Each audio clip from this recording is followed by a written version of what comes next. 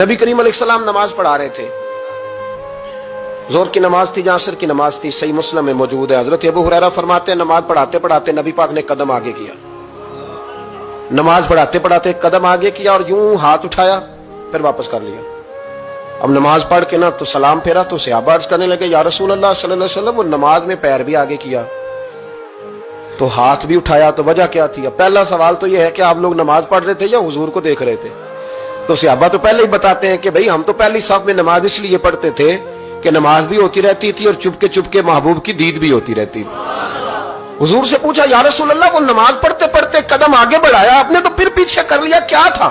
اور ہاتھ اٹھایا تو پھر آپ نے نیچے کر لیا۔ تو نبی کریم فرمانے لگے نماز پڑھاتے پڑھاتے جب میں نے کہا نا سمی اللہ لمن حمیدہ، اچانک میری نظر اٹھی تو جنت میں چلی گئی، نظر اٹھی تو جنت میں، تیرے لیے 2-4 قدم عرش بری ہے۔ تو محبوب فرماتے ہیں جب میری اوپر نظر گئی نا تو میں نے دیکھا کہ انگوروں کا ایک خوشہ لٹک رہا ہے جنت میں، تو میں نے ہاتھ بڑھایا کہ توڑ لوں۔